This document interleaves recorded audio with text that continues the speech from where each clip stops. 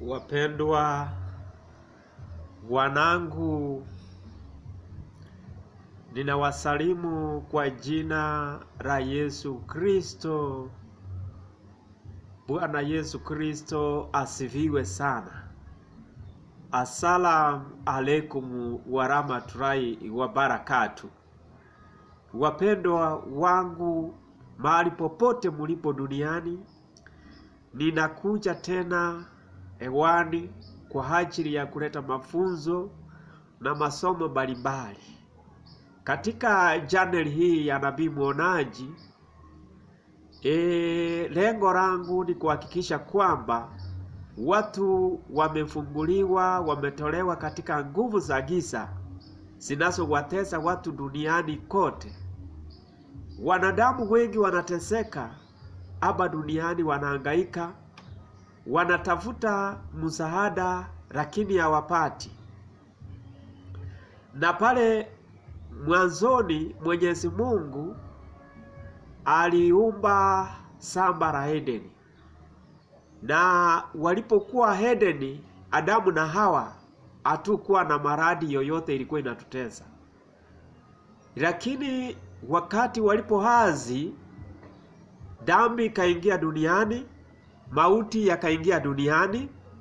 Kutoka hapo mambo mengi yameendelea kuonekana duniani, na tunaishi nyakati ambazo ni ngumu sana.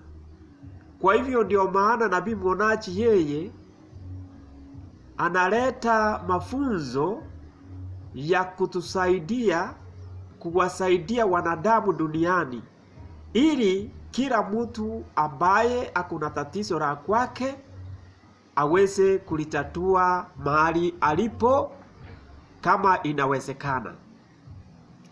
Kwa hivyo kitabu ya Hosea 4:6 inasema watu wangu upotea kwa sababu ya kukosa maarifa. Watu wengi wanaangamia kwa sababu ya kukosa maarifa. Nilipokuwa nikitazama Biblia vizuri, inanifunza mambo mengi, na kuna vitabu vinavyosema mtu huu majani yake yatakuwa dawa, yatakuwa tiba kwenu. Lakini wanadamu wengine wanapoona tukifundisha elimu hii ya miti, wanaona kwamba sisi ni waganga, sisi ni wasirikina. Sisi sio waganga. Mimi sio mganga, sio msirikina. Ninawafunza kile ambacho Mwenyezi Mungu amenijalia. Na elimu hii na maarifa haya huwezi kuyapata kirahisi hivyo. Hii ni elimu kubwa, ni maarifa kubwa ambayo ninayapeana kwa watu, na watu wengi wanaendelea kushuhudia, sio kwa maneno matubu, lakini wanashuhudia yale ambayo channel hii imewafanyia. Kwa hivyo ninawashukuru sana wale mnaendelea kunifuatilia katika channel ya Dr. Prophet Mwonaji Samson. Niko Nairobi, Kenya. Na siku ya leo ninataka kuwaletea somo la mti wa mbaazi. Somo kuhusu mti wa mbaazi. Na wapendwa wengi, ninajua kuna watu hapo hawajui mti wa mbaazi. Huu ndio mbaazi. Huu ndio mbaazi. Huu ndio mti wa mbaazi. Kama ujui mti wa mbaazi, tazama hii video yangu vizuri. Huu ndio mti wa mbaazi. Kwa hivyo somo langu leo ni kuhusu mti wa mbaazi. Mti huu wa mbaazi uko na maajabu mengi sana. Haya. Nitaongezea mti mwingine. Huu mti kila mtu anaujua. Huu mti unaitwa muogo. Huu ni mti wa muogo. Huu ni mti wa muogo wanangu. Kila mtu anajua muogo unapendeza kweli kweli. Mti wa muogo unapendeza kweli kweli. Kwa hivyo basi huu ndio mti wa muogo. Kwa hivyo nitaleta somo hili la mti wa mbaazi na mti wa muogo pamoja, na nitaongezea mengine. Kwa hivyo nakuomba unifuatilie kutoka sasa hadi mwisho wa somo hili, na utapata mafunzo mengi ya kukusaidia. Kwanza tuanze mti huu, miti ikiwa pamoja vile ilivyo hivi. Huu ni mbaazi, mti wa mbaazi na mti wa muogo. Ukiyachuma ya haya machani yake, uchume haya machani ya muogo ya mbaazi, wende ukaweza kuoga, ukaponda ponda, halafu ukaweka dawa na ukaweka kwa manuizi, kisha ukaweza kwenda kwa sababu ya kuoga. Na tunasema unapooga, unaoga bila sabuni, kwa sababu hiyo ni dawa. Kama nyota yako imefungwa, kama kuna kifungo yoyote katika maisha yako, kama kuna nuksi, kama kuna mikozi, kama kuna mabaraa katika maisha yako, hakika mwanangu, ninakuambia utafunguka. Nyota yako itafunguka ukitumia hii miti miwili. Nyota yako itafunguka. Na siongei maneno kwa sababu ya kuongea tu. Kuna watu wengine wanaona kwamba tunaongea, lakini mimi siongei maneno matubu. Ninataka niongee na watu wakienda kufanya wapate matokeo mema, na mbele ya Mwenyezi Mungu, na mimi nitapata thawabu. Kama wewe umefungwa vifungo vya kichawi, vifungo vya kisirikina, nyota yako ni chafu, nyota yako iko na giza, na kuomba utumie miti hiyo miwili kwa kuponda ponda na kuweka kwa maji na koga. Fanyeni hivyo kwa kila siku. Nafanya kwa siku 7. Matokeo utayaona. Kama kuna kitu kinakaa kibaya ndani ya mwili wako, kama kuna majini, kama kuna mizimu, kama kuna mapepo, kama kuna masetani, pia yataondoka. Na ingekuwa vizuri sana ukipata majani yale ya mti wa ndulele, uongezee kwa hii miti miwili. Mti wa ndulele ule ukipata uongezee, itakuwa vizuri sana, kwa sababu ya kufukuza kama majini, kama mapepo, kama masetani. Hizo roho za giza sitakuajiria, na utakuwa vizuri kabisa. Utafunguliwa na mambo yako yatakuwa vizuri sana. Wapendo, huu mti wa mbaazi uko na siri kubwa sana.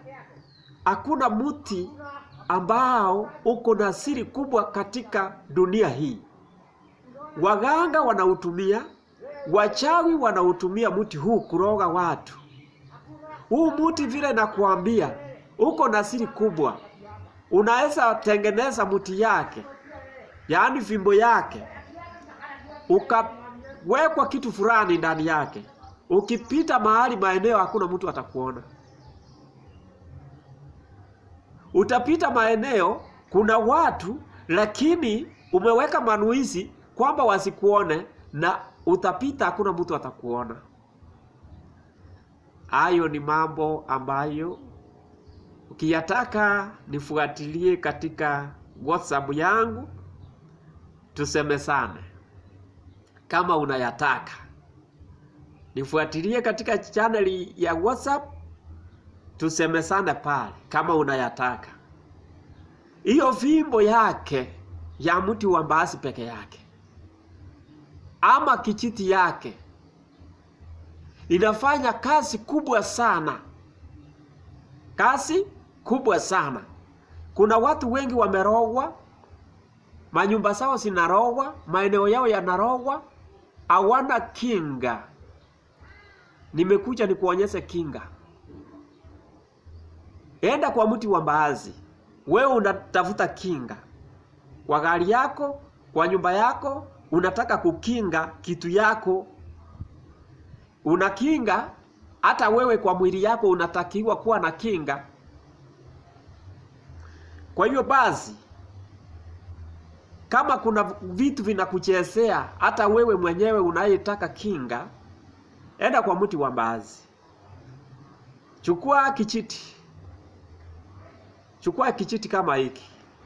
Enda kwa mti wa muogo. Chukua kijiti kama hiki.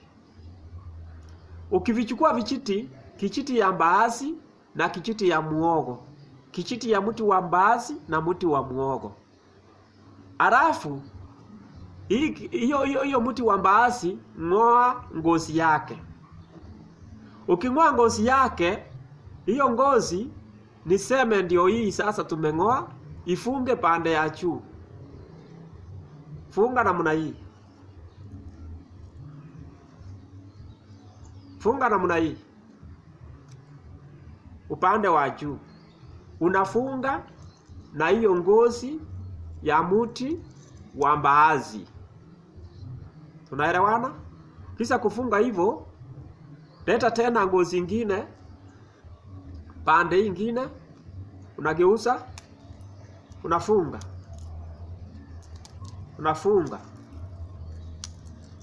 Unafunga na ngozi ya mti wa mbaazi.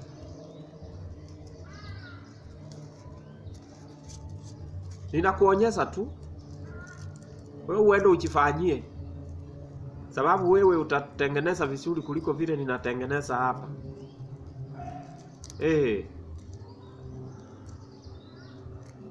Ukisa kufunga hizi vijiti kwa hii njia, sasa wewe mwanangu, linalofuata hii ni kinga kubwa utakuwa umetengeneza. Ukitengeneza hivi, ukimaliza, umenisikia mwanangu? Umefunga na ngozi ya mti wa mbaazi pande hii na pande umefunga na ngozi ya mti wa mbaazi. Usije ukachanganya. Na umefunga vijiti ya mti wa mbaazi na mti wa muogo. Kisha tafuta uzi ama kitambaa nyekundu, funga pande hii. Funga kitambaa nyekundu. Kuja katikati hapa funga nyeusi. Funga nyeusi hapa katikati. Nimesema funga nyekundu, funga nyeusi, na mwisho huu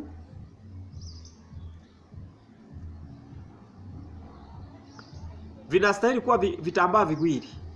Funga hapa nyekundu, funga hapa nyeusi. Kitambaa nyeusi, kitambaa nyekundu. Ukisha kumaliza, hii ni kinga mcharabu sana na sio ya kupatiza. Wewe enda weka kama ni kwa nyumba yako, kwa manuizi, kwamba mchawi akiingia kwa hii maeneo asiingie kwa hii maeneo. Wewe mtu wa mbaazi, wewe mtu wa muogo, unatiania, ninakuweka kuwa kinga katika nyumba yangu, kuwa mlinzi kwa nyumba yangu. Kama ni kwa gari unaweka manuizi. Unasema yale maneno unataka Mwenyezi Mungu akufanyie kupitia hiyo kitu umetengeneza. Unatiania. Yaani kutiania ni kusema maneno yale unataka. Unasema maombi yako. Kwa lugha rahisi ni kusema kwamba unaweka maombi yako. Sasa ndio wengine waelewe kwamba ni kuweka maombi kile unataka Mwenyezi Mungu akufanyie, kuwasuia watu wabaya wasije kwa maeneo yako kukuharibia mambo yako. Kama ni kwa duka, kama ni kwa biashara, weka kitu kama hii. Hata chuma ulete, hawawezi kuja kuiba duka yako. Utawasuia. Utawasuia wale ambao wanaiba pesa za watu ndani ya maduka. Ukitengeneza hivyo, mpendo wangu, leo nimekupa kitu ya muhimu sana. Hii kitu nimekupa. Warai. Hii ni kinga mcharabu sana. Ndio unaona nabii mwonaji anapokuja hewani, achi kupatisa. Mimi sikuji kupatisa, nakuja kukusaidia mahali ulipo. Nakuja kukusaidia kukupa kitu ambacho kinakusaidia na kinakuweka wewe uweze kujua jinsi ya kujikomboa. Kwa hivyo hii ukitengeneza, weka maeneo ya nyumba, weka maeneo ya kazi, weka maeneo ya gari, kama uko na gari, weka kwa gari yako, kwa manuisi kwamba kinga kwa gari nimekuweka kama kinga kwa gari yangu, uwe mlinzi, wasiwe watu wabaya, wasiwe mapepo, wasiwe majini, wasiwe washirikina wanaonifuatilia. Ukifanya hivyo, mpendwa, na kuambia hiyo kitu, hakuna mtu atakuja kucheza na hayo maeneo yako. Kwa hivyo Biblia inasema vizuri sana, watu wengi wanapotea kwa kukosa hekima na maarifa. Hosea 4:6. Watu wengi wanapotea kwa kukosa hekima na maarifa. Na maarifa haya mengi yako ndani ya miti. Siri kubwa iko ndani ya miti. Na sio miti peke yake. Kila kitu Mwenyezi Mungu alikiumba akakiweka katika uso wa dunia hii. Kila kiumbo unachokiona kiko na faida, kiko na maana, kiko na sababu, kiko na kazi. Hakuna kiumbo chochote unachokiona katika dunia hii hakina kazi, hakina sababu. Kila kitu kiko na kazi. Kuna vitu tunavyovidharau, lakini ni vitu vya ajabu sana. Kama hii mti wa mbaazi huu, unaona ukitumia na muogo kaponda ponda, inanyorosa, nyota inang'aa. Nyota yako kama ilikuwa na giza inang'aa. Nyota inakuwa vizuri. Kama kuna nuksi, vifungo, mikozi, mabaraa vinaondoka na wewe unakuwa huru na mambo yako yanaenda vizuri. Kwa hivyo nabii mwonaji ninapoendelea kuwaletea mafunzo haya, ninawaomba mahali popote mulipo, muendelee kusubscribe, muendelee kulike, kucomment kwa hiyo channel na kushare my videos kwa marafiki zenu. Kama wewe una tatizo, kuna mwingine akona tatizo, naomba muwe mabalozi wangu, mushare my videos ili tuweze kuwasaidia watu wengi ambao wako na matatizo mbalimbali. Na pale nyuma niliongelea kuhusu pete ya miujiza, pete ya maajabu. Wale ambao mnataka, na waomba munifuatilie ili muweze kupata zile pete. Kuna vidani, vile vidani vya maajabu, miujiza, mambo makubwa. Watu wengi wanakimbia huku na huku wakitafuta mali, wakitafuta utajiri. Wengine wanaenda wanapewa masharti makubwa, mabaya, yanakula familia zao. Na waomba wanangu, wakati umefika unitafute nabii mwonaji, nitakusaidia, nitakunyanyua, utatoka katika ufukara na utakuja kunishukuru. Pale nyuma niliongelea kuhusu vimbo ya mnyonge ama silaha ya mnyonge. Na ninaona watu wengi wanaendelea kuchukua silaha za mnyonge. Naona watu wengi wanachukua vidani, wanachukua pete. Na leo kuna vitu vingi ambavyo nimebuni vya ajabu sana vya kusaidia watu. Wewe uliye na tatizo lolote, wewe uliye na shida yoyote, tafuta hiyo namba yangu ambayo iko hapo chini. Wasiliana na mimi kupitia mtandao wa WhatsApp. Kwa sababu mara nyingi ninawasiliana na watu kupitia WhatsApp. Wale walio nje ya nchi, wale walio magharibi, mashariki, kaskazini na kusini, pembe nne za dunia. Tumia mtandao wa WhatsApp ili kunifikia kwa haraka. Kwa sababu hiyo tutaweza kusaidiana Na jambo lingine, mti huu wa mbaazi na muogo ukileta na chumvi, ukiponda ponda uchanganye na chumvi, ukadekia maeneo yako. Kama kuna maeneo kama hapa hivi unaona pako pasuri sana, unadekia vizuri, unadekia. Kama nyumba yako inasumbua, kama nyumba yako kuna mapepo, kama nyumba yako kuna machini, kuna masetani yanasumbua, aurali, vitu vinatembea kwa mabati, vitu vinatembea kwa nyumba, mende zinakaa, ndio makao ya mende. Nyumba yako ni makao ya panya, wadudu wanaotambaa, watutu wanaoruka juu, watutu wabaya wanaingia kwa nyumba yako. Dekia dawa ya mti wa muogo, mbaazi pamoja na chumvi yoyote. Ukipata ile chumvi ya mawe pia itakuwa sawa kabisa. Lakini kama utapata chumvi ya mawe, tumia hata hiyo ya kawaida, hiyo ya kupikia. Na kuambia mwanangu, utapata matokeo mema na utakuja kunishukuru. Utapata matokeo mema na utakuja kunishukuru kabisa kabisa. Mti wa mbaazi ni mti wa maajabu makubwa sana. Umeshawahi sikia maeneo mengine kama Kenya, hapa Kenya, kama mtu amesa sikwa kaburini na watu wanaenda hawachimbi kaburi, wanapiga ile kaburi wakitumia mti wa mbaazi ambao umewekwa madawa, na ile chenesa inakuja juu, wanaenda kufanya uchawi yao na ile maiti ambaye aliyekufa. Mti huu wa mbaazi ni mti ambao uko na maajabu mabaya sana, makubwa sana, mema na mabaya. Wale wanaotumia kwa uchawi, unaona wanatumia mpaka kuenda kufufua wa marehemu waliowekwa makaburini. Huo mti wa mbaazi ni mti wa hatari sana. Ukitaka zaidi, siri zaidi, najua kuna mtu ananitazama hapa na ako na shida, na mimi niko hapa nimsaidie. Kama uko na tatizo unalotaka nikusaidie, wewe nifuatilie. Na kama unataka kujua zaidi, nifuatilie, niko na sura ya nabii mwonaji. Katika WhatsApp yetu tuko na sura ya nabii mwonaji.